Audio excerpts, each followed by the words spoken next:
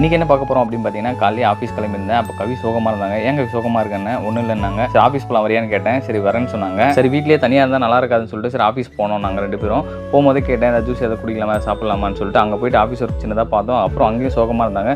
சரி வா அங்கேருந்து எங்கே கிளம்பலாம் அப்படின்னு சொன்னேன். சரி எங்கே போகிறது எனக்கும் தெரியல. அதுக்கப்புறம் பார்த்தீங்கன்னா சரி கங்குவா படத்துக்கு போகலாம், அது வந்து இப்போ ரிலீஸ் ஆகிருக்கு, ஸோ அதனால் போகலாம் 3D ஷோ அப்படின்னு சொல்லிட்டு போய் நேராக படத்துக்கு போனோம். படத்துக்கு போகும்போது இது வேணாம் நான் வரல அப்படின்னு சொன்னாங்க. இல்லை வா கவி போகலான்னு சொல்லிட்டு உள்ளே போனோம். போகும்போது வந்து இதில் நான் என்ன சொல்ல வரேன் அப்படின்னு பார்த்தீங்கன்னா, ஒருத்தர் தனியாக வந்து ஒரு கஷ்டத்தில் இருந்தாங்க அப்படின்னா நாம வந்து நான் இருக்கேன் நம்ம இருக்கோம். அது வந்து ஹஸ்பண்டாக இருக்கணும்லாம் இல்லை, அண்ணாவாக இருக்கலாம், தம்பியாக இருக்கலாம், நண்பனாக இருக்கலாம், யார் வேணாலும் இருக்கலாம். ஸோ கூட இருந்து நான் இருக்கேன், ஸோ நெக்ஸ்ட்டு கடந்து போகிறது தான் வாழ்க்கை அப்படின்னு சொல்லி சின்ன விஷயமா ஒரு மோட்டிவேட்டாக அவங்களுக்கு சொன்னீங்கன்னா நல்லாயிருக்கும் அப்படின்றத வந்து நான் வந்து தெளிவாக சொல்கிறேன். அதுக்கப்புறம் படம் பார்த்து முடிச்சுட்டு ஸ்நாக்ஸ்லாம் வாங்கினேன். ஸ்நாக்ஸும் சரியாகவே சாப்பிடல. ஒன்று லட்சு சுஜனுக்கு எடுத்துன்னு வந்துட்டோம். அதுக்கப்புறம் என்ன, அதுக்கப்புறம் வீட்டுக்கு வரும்போது படம் எப்படி இருக்குன்னு கேட்டேன். படம் எனக்கு பிடிக்கலன்னு சொன்னாங்க. அதுக்கப்புறம் குழந்தைய கூட்டி வீட்டுக்கு வந்து இந்த மாதிரி நீங்கள் யாருக்காவது சப்போர்ட் பண்ணியிருந்தீங்கன்னா தனியாக இருக்கும்போது இந்த வீடியோக்கு ஒரு லைக் பண்ணுங்கள்.